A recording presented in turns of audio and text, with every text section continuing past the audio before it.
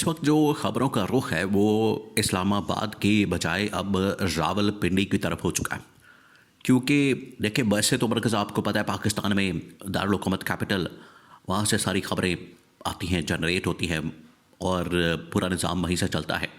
लेकिन अब हैरानकुन तौर पर, और ये एक मौका आता है, एक स्टेज आती है, एक टाइम आता है जब ख़बरों का मरकज़ और महवर जो है वो बन जाता है रावलपिंडी। और ये उन दिनों में होता है जब आर्मी चीफ़ की तैनाती होनी होती है, या फिर वहाँ पर कोई अपॉइंटमेंट होती है, वहाँ पर कोई इस तरह की डेवलपमेंट होती है। तो तब तमाम की तमाम ख़बरों का जो महवर है वो रावलपिंडी बन जाता है बजाय इस्लामाबाद के। तो अब रावलपिंडी से जो ख़बरें आ रही हैं बड़ी ही तशवीशनाक, बड़ी ही हैरानकुन किस्म की आ रही हैं, और कुछ समझ नहीं आ रही कि असल में हो क्या रहा है पाकिस्तान के अंदर। और ये 26वीं तरमीम, 27वीं आईनी तरमीम, ये सारा कुछ करने के बावजूद इन लोगों ने समझा था कि निज़ाम के ऊपर बड़ा कंट्रोल आ गया है, हमने सब कुछ मैनेज कर लिया है और निज़ाम हमारे हाथ में आ गया है। लेकिन ऐसा नहीं है, और हालात अभी भी आउट ऑफ कंट्रोल हैं, मामलात अभी भी आउट ऑफ कंट्रोल है। अब हो क्या रहा है? अब रावलपिंडी से खबर सामने आती है।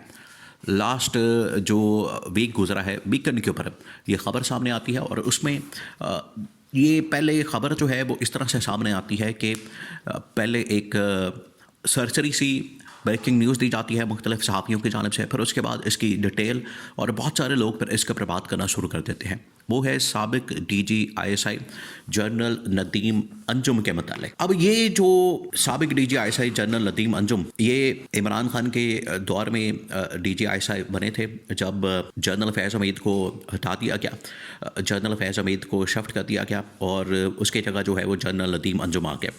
अब इनके जो इमरान खान के साथ ताल्लुकात, और उसके बाद रजीम चेंज ऑपरेशन, और रजीम चेंज ऑपरेशन के बाद अब ये शरीफ ख़ानदान के साथ ताल्लुकात भी इनके बहुत ज़्यादा हो गए, बहुत ज़्यादा।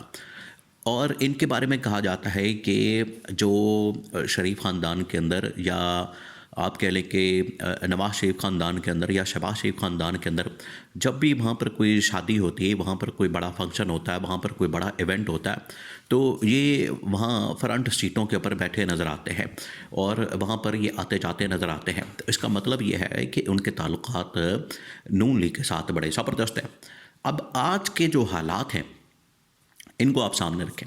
आज के हालात के अंदर अगर नून लीग के साथ किसी की दोस्ती होगी, नून लीग के साथ अगर कोई मुकमका होगा, नून लीग के साथ अगर उनकी अंडरस्टैंडिंग होगी, नून लीग के साथ अगर किसी का यहाँ पर सलाम दुआ होगी, तो उसको फिर अच्छा नहीं समझा जाएगा। उसकी वजह ये है कि इस्टेब्लिशमेंट के अंदर से, देखें, एक तो इस्टेब्लिशमेंट नून लीग को अपने तरीके से कंट्रोल करना चाहती है, ये तो बड़ी वाज़ेह बात है, इसके अंदर तो कोई दो राय नहीं। लेकिन अगर अंदर से कोई मामला ख़राब करने की कोशिश करता है, और सेकंड इन कमांड से, थर्ड इन कमांड से, ये DG ISI देखें बड़ी एक तगड़ी पोजीशन होती है, और सेकंड इन कमांड या थर्ड इन कमांड से अगर कोई राब्ते करता है किसी भी सियासी पार्टी के साथ, तो उसके बाद ये डाउट्स क्रिएट करते हैं। उसके बाद ये इस तरह के शुकूक व शुबहात जन्म लेते हैं कि आखिरकार क्या वजह है कि इनके ताल्लुकात बड़े सही हो रहे हैं, इनके ताल्लुकात और मामलात सेट हो रहे हैं, इसके पीछे वजह क्या है। तो ये सारी चीज़ जो है वो मैनेज करने की कोशिश की जाती है कि अगर किसी के ताल्लुकात हैं तो उनको ख़राब किया जाए या उसमें कोई रुकावट पैदा की जाए। तो जो साबिक DG ISI, देखिए, यही इसी किस्म का मामला इमरान खान के साथ भी बन गया था, और उसी की पादाश में ये आज एक और साबिक DG ISI जनरल फैज़ हमीद को जिस तरीके से कोर्ट मार्शल का सामना करना पड़ा है, वो क्यों करना पड़ा है, उनके ऊपर क्या इल्ज़ाम है, उनके ऊपर एलिगेशन जो है वो क्या है, उनके ऊपर यही एलिगेशन है, उनके ऊपर ये इल्ज़ाम है। और इसी की बुनियाद के ऊपर कि उन्होंने अपने ऑफिस का गलत इस्तेमाल किया, उन्होंने इख्तियारात का गलत इस्तेमाल किया, फिर उसके बाद उन्होंने इमरान खान की सपोर्ट की और इसमें 9 मई किया। ये एक इल्ज़ामात की आप उनके ऊपर एलिगेशंस की एक लंबी लिस्ट देख सकते हैं। तो यही कुछ अब जनरल नदीम अंजुम के मुतालिक भी सामने आया। तो ये उसकी बैकग्राउंड है कि इमरान खान के दौर में उनको DG ISI बनाया जाता है जनरल फैज़ हमीद को हटाने के बाद, या उनकी रिप्लेसमेंट के तौर पर, और उसके बाद यहाँ पर वो सिस्टम के अंदर ऑपरेट करते हैं और अपने नून लीग के साथ ताल्लुकात को बना लेते हैं। और ये भी फिर मामला सामने आता है कि अपनी रिटायरमेंट के ऊपर या रिटायर होने के बाद अव्वल वो एक्सटेंशन चाहते थे कि एक्सटेंशन हो जाए, मामला किसी तरह से आगे चलता जाए, और अगर एक्सटेंशन नहीं होती तो उसके बाद वो किसी मुल्क के अंदर अगर रिटायर होते हैं तो मुल्क के अंदर सफ़ीर बन जाए, अमेरिका के अंदर बन जाए, कनाडा के अंदर बन जाए, या किसी यूरोपियन मुल्क के अंदर बन जाए। वो भी नहीं हुआ। ये क्यों नहीं हुआ? जब लड़ाई हो जाती है, झगड़ा हो जाता है, तो इस तरह की बड़ी बड़ी अपॉइंटमेंट्स फिर रुक जाती हैं, क्योंकि ये सिविल गवर्नमेंट या इस्टेब्लिशमेंट, असल में तो इस्टेब्लिशमेंट का सारा होता है, अथॉरिटी पावर इतनी ज़्यादा है, वो हालांकि आइन और कानून के अंदर इतना ज़्यादा रोल नहीं, लेकिन इसके बावजूद उनके पास पावर इतनी ज़्यादा कि अगर वो किसी में रुकावट डालते हैं तो फिर उनकी रुकावट होते हुए कोई भी बंदा अपनी पोजीशन के ऊपर नहीं जा सकता। तो ये अब उनकी गिरफ्तारी और उनके छापे के मुतालिक और फिर उसके बाद उनके भाई के मुतालिक ख़बरें चलाई गई और ख़बरें फैलाई गई कि उनको गिरफ़्तार किया गया, पकड़ा गया, अरेस्ट किया गया, या उनसे तफ्तीश की गई या तहकीकात की गई। और तहकीकात का मतलब क्या है? तफ्तीश का या तहकीकात का या इस हवाले से इन्वेस्टिगेशन का मकसद क्या है? मकसद ये है कि अगर उनके कोई शरीफ ख़ानदान के साथ ताल्लुक़ात हैं, शरीफ ख़ानदान के साथ अगर उनकी कोई सलाम दुआ है, शरीफ ख़ानदान के साथ अगर उनकी कोई इस हवाले से अंडरस्टैंडिंग है, तो उसको क्लियर किया जाए, उसको ठीक किया जाए और उस रास्ते को बंद किया जाए। क्योंकि जो मिलिट्री इस्टेब्लिशमेंट है, मिलिट्री इस्टेब्लिशमेंट के अंदर भी अब टॉप मिलिट्री कमांड और उसमें भी field marshal, army chief, general Asim Munir, वो चाहते हैं कि पूरा कंट्रोल जो है वो मेरा रहे और मामलात के ऊपर चीज़ें उसी तरह से चलें और मामलात उसी तरह से चलें जिस तरह से मैं चाहता हूँ। तो ये एक बोन ऑफ कंटेंशन बनी है।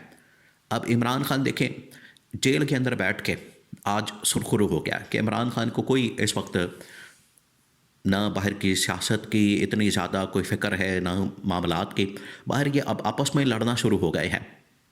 इमरान खान सिर्फ पाकिस्तान के अंदर आइन और कानून की हुक्मरानी चाहता है और ये बाहर आपस में अब इक़्तिदार की खातिर, पावर की खातिर, हुकूमत की खातिर लड़ रहे हैं, ओहदों की खातिर, पोजीशनों की खातिर लड़ रहे हैं। और इनकी हालत ये हो गई है कि ये अब एक दूसरे के आमने सामने आ गए, झगड़ रहे हैं, गिरफ्तारियां हो रही हैं, छापे मारे जा रहे हैं।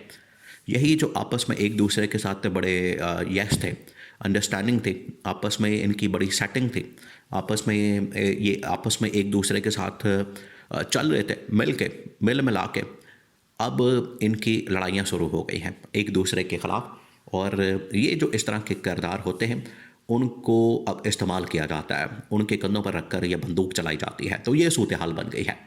तो साबिक DJI जनरल फैज़ हमीद के मतलब ये ख़ास तौर पर नदीम अंजुम के मतलब ख़बर का सामने आना, ये बड़ी हैरानकुन किस्म की ख़बर है।